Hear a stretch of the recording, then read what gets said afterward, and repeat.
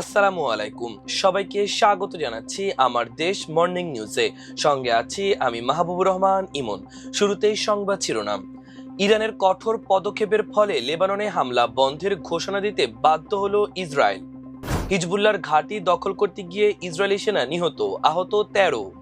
শান্তি আলোচনায় অংশ নিতে সুইজারল্যান্ডে ইরানের প্রতিনিধি দল যাচ্ছেন ভ্যান্স, শাহবাজ, আসিম মুনিরও। বিদায় ঘণ্টা বাজছে কিয়ার স্টারমারের, সোমবার আসতে পারে পদত্যাগের ঘোষণা। আজ মালয়েশিয়া যাচ্ছেন প্রধানমন্ত্রী। বিশ্বকাপে নাটকীয় জয় জার্মানির, ইতিহাস গড়ল কুরাসাও। শুনছিলেন সংবাদ শিরোনাম, এবার বিস্তারিত। দক্ষিণ লেবাননে সামরিক অভিযান বন্ধের নির্দেশ দিয়েছেন ইসরায়েলের প্রধানমন্ত্রী বেনিয়ামিন নেতানিয়াহু এবং প্রতিরক্ষা মন্ত্রী Israel Katz. Israeli television channel 12-এর বরাতে এ তথ্য জানিয়েছে সংবাদ মাধ্যম ডন।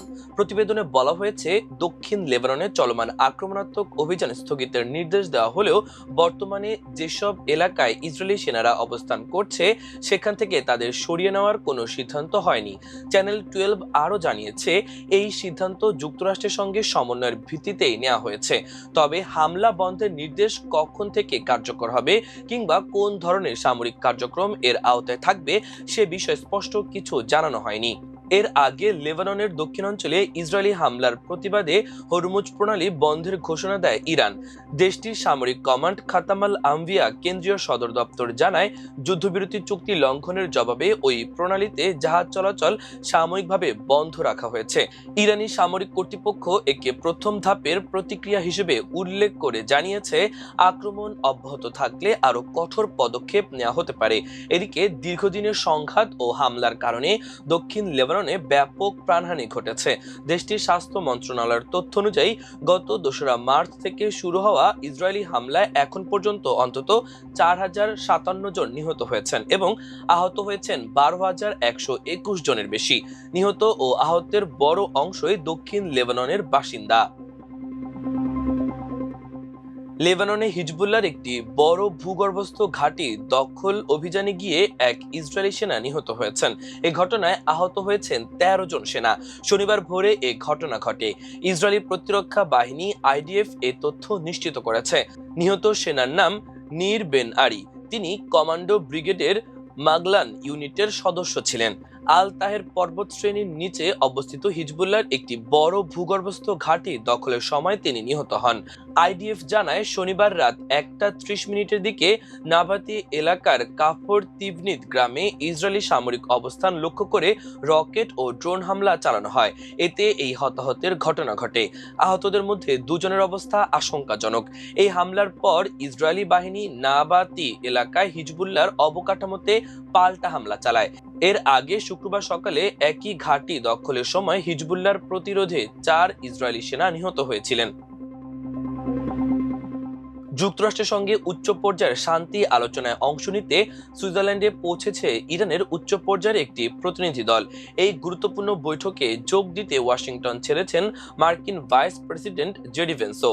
একই আলোচনায় অংশ নিতে সুইজারল্যান্ডের বুর্গেনস্টকের উদ্দেশ্যে রওনা হয়েছেন পাকিস্তানের প্রধানমন্ত্রী শাহবাজ শরীফ ও সেনাপ্রধান ফিল্ড মার্শাল আসিম মুনিরও। রোববার কাতার ভিত্তিক সংবাদ মাধ্যম আল জাজিরা জানিয়েছে, ইরানের স্পিকার মোহাম্মদ বাঘের গালিবাফ এবং পররাষ্ট্রমন্ত্রী আব্বাস আরাকচির নেতৃত্বে দেশটির প্রতিনিধি দলটি এরই মধ্যে সুইজারল্যান্ডে পৌঁছেছে। ইরানি প্রতিনিধি দলের পক্ষ থেকে জানানো হয়েছে, যুদ্ধ অবসানের লক্ষ্যে স্বাক্ষরিত সমঝোতা স্মারক MOU যাতে সব পক্ষ পুরোপুরি বাস্তবায়ন করে তা নিশ্চিত করাই তাদের মূল লক্ষ্য। এদিকে ওয়াশিংটন ছাড়ার আগে শনিবার বিকেলে সাংবাদিকদের সঙ্গে আলাপকালে মার্কিন ভাইস প্রেসিডেন্ট জেডি ভেন্স জানান, সুইজারল্যান্ডে ইরানের সঙ্গে উচ্চ পর্যায়ের এই আলোচনা নিয়ে তিনি বেশ আশাবাদী। ইরানের পরমাণু কর্মসূচি এবং লেবানন পরিস্থিতি নিয়ে এই আলোচনায় ইতিবাচক অগ্রগতি হবে বলে তিনি আশা প্রকাশ করেন। জেডি ভেন্স বলেন, ইরানি প্রতিপক্ষের সঙ্গে অন্তত 1 বা 2 দিন জোরালো আলোচনা হতে পারে। লেবাননে যুদ্ধবিরতির ভঙ্গুরতা নিয়ে যুক্তরাষ্ট্রের উদ্বেগ এবং চুক্তিটি কার্যকর করতে করণীয় বিষয়গুলোর পাশাপাশি ইরানের পরমাণু অস্ত্রের আকাঙ্ক্ষা নস্যাৎ করার দিকেও ওয়াশিংটন মনোনিবেশ করবে। তবে ইরানের বেসামরিক পরমাণু কর্মসূচি এর আওতাভুক্ত নয় বলে তিনি স্পষ্ট করেন। তিনি আরো বলেন, সমঝোতা স্মারকের মাধ্যমে নির্ধারিত নির্ধারিত 60 দিনের মেয়াদে উভয় পক্ষ ঠিক কি অর্জন করতে চায় তা সুনির্দিষ্টভাবে তুলে ধরার প্রথম সুযোগ এটি। অন্যদিকে পাকিস্তানের পররাষ্ট্র মন্ত্রণালয় সামাজিক যোগাযোগ মাধ্যম এক্সে এক বিবৃতিতে জানিয়েছে, ইরান ও যুক্তরাষ্ট্রের মধ্যকার এই উচ্চ পর্যায়ের আলোচনায় অংশ নিতে পাকিস্তানের প্রধানমন্ত্রী শাহবাজ শরীফ ও সেনাপ্রধান ফিল্ড মার্শাল আসিম মুনির বুরগেনস্টকের উদ্দেশ্যে রওনা হয়েছেন। এই আলোচনায় কাতারও অংশ নেবে বলে আশা করা হচ্ছে। বিবৃতিতে আরো বলা হয়, ইরান ও যুক্তরাষ্ট্রের মধ্যে হওয়া সমঝোতা বাস্তবায়নে পাকিস্তান তার সমর্থন ও সহযোগিতা অব্যাহত রাখবে। যুক্তরাজ্যের প্রধানমন্ত্রী কিয়ার স্টারমার আগামীকাল সোমবার পদত্যাগ করতে পারেন বলে ব্রিটিশ পত্রিকা অবজারভার জানিয়েছে। বার্তা সংস্থা রয়টার্সও এই খবর নিশ্চিত করেছে। তবে দেশটির সরকারি একটি সূত্র জানিয়েছে, প্রধানমন্ত্রী তার সরকারের দায়িত্ব পালনের দিকেই মনোযোগী রয়েছেন এবং পদত্যাগের বিষয়ে কোনো আনুষ্ঠানিক ঘোষণা দেননি। আজ রোববার প্রকাশিত প্রতিবেদনে অবজারভার জানিয়েছে, সোমবার পদত্যাগ করে নিজের বিদায়ের একটি সময়সীমা নির্ধারণ করতে পারেন প্রধানমন্ত্রী কিয়ার স্টারমার। এই সিদ্ধান্তের পেছনে লেবার পার্টির মধ্যে তার নেতৃত্বের উপর ক্রমবর্ধমান চাপ কাজ করছে। ক্ষমতা গ্রহণের পর নিজের প্রথম বিদেশ সফরে আজ রোববার মালয়েশিয়ার উদ্দেশ্যে ঢাকা ছাড়ছেন প্রধানমন্ত্রী তারেক রহমান। মালয়েশিয়ার প্রধানমন্ত্রী আনোয়ার ইব্রাহিমের আমন্ত্রণে এই সরকারি সফরে যাচ্ছেন তিনি। কুয়ালালামপুর সফর শেষ করে সেখান থেকে তিনি সরাসরি চলে যাবেন চীনে। রোববার বিকেলে বিমান বাংলাদেশ এয়ারলাইন্সের একটি বিশেষ ফ্লাইটে প্রধানমন্ত্রীর ঢাকা ত্যাগ করার কথা রয়েছে। গত ফেব্রুয়ারিতে নতুন সরকার গঠনের পর এটি তার প্রথম কোনো বৈদেশিক সফর। প্রধানমন্ত্রী এই দ্বৈত সফরকে বাংলাদেশের অর্থনৈতিক অংশীদারিত্ব জোরদার, বিদেশি বিনিয়োগের নতুন দুয়ার উন্মোচন এবং আঞ্চলিক যোগাযোগ বৃদ্ধির ক্ষেত্রে একটি বড় কূটনৈতিক উদ্যোগ হিসেবে দেখা হচ্ছে। সফর শুরুর আগের দিন গতকাল শনিবার পররাষ্ট্র মন্ত্রণালয় আয়োজিত এক সংবাদ সম্মেলনে এসব তথ্য জানান পররাষ্ট্র সচিব আসাদ আলম সিয়াম। মালয়েশিয়ার পর্ব চুকিয়ে চীনের প্রধানমন্ত্রী লি কিয়াং এর আমন্ত্রণে বেইজিং পৌঁছাবেন প্রধানমন্ত্রী তারেক রহমান। এই সফরে ঢাকার জন্য অপেক্ষা করছে বড় কূটনৈতিক ও অর্থনৈতিক চমক। পররাষ্ট্র সচিব জানান, চীন সফরকালে দুই দেশের মধ্যে অন্তত 15 থেকে 17টি দ্বিপাক্ষিক চুক্তি ও সমঝোতা স্মারক সই হতে পারে। এর মধ্যে রয়েছে 13টি সমঝোতা স্মারক MOU, 2টি চুক্তি, একটি পরিকল্পনা এবং একটি প্রোটোকল। এবার খেলার খবর। ফিফা বিশ্বকাপে নিজেদের দ্বিতীয় ম্যাচে শেষ মুহূর্তে নাটকীয় জয়ে নকআউট পর্বের পথে বড় পদক্ষেপ নিয়েছে জার্মানি। টরন্টো স্টেডিয়ামে আইভরি কোস্টের বিপক্ষে 2-1 গোলের কষ্টার্জিত জয় পেয়েছে জুলিয়ান নাগলসম্যানের দল।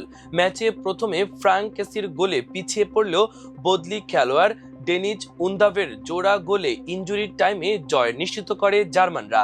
এই জয়ে রাউন্ড অফ 32-এ জায়গা নিশ্চিত করেছে 4 বারের বিশ্ব চ্যাম্পিয়নরা। অন্যদিকে কানসাস সিটিতে ইতিহাস গড়েছে বিশ্বকাপে প্রথমবার অংশ নেওয়া ছোট ক্যারিবীয় দ্বীপরাষ্ট্র কুরাসাও। শক্তিশালী ইকুয়েডরের বিপক্ষে গোলশূন্য ড্র করে বিশ্বকাপ ইতিহাসে নিজেদের প্রথম পয়েন্ট অর্জন করেছে তারা। ম্যাচের নায়ক ছিলেন 37 বছর বয়সী গোলরক্ষক এলয় রুম, যিনি 15টি দুর্দান্ত সেভ করে বিশ্বকাপের এক ম্যাচে সর্বোচ্চ সেভের রেকর্ড স্পর্শ করেন। স্কোরলাইন 0-0 হলেও কুরাসাওয়ের জন্য এই ড্র ছিল জয়ের সমান, যা দেশটির ফুটবল ইতিহাসে স্মরণীয় হয়ে থাকবে। প্রিয় দর্শক, আমাদের আজকের মর্নিং নিউজের আয়োজন এ পর্যন্তই। সবাই ভালো থাকুন, সুস্থ থাকুন, আমার দেশের সঙ্গেই থাকুন। এতক্ষণ সঙ্গে থাকার জন্য অসংখ্য ধন্যবাদ। আল্লাহ হাফেজ।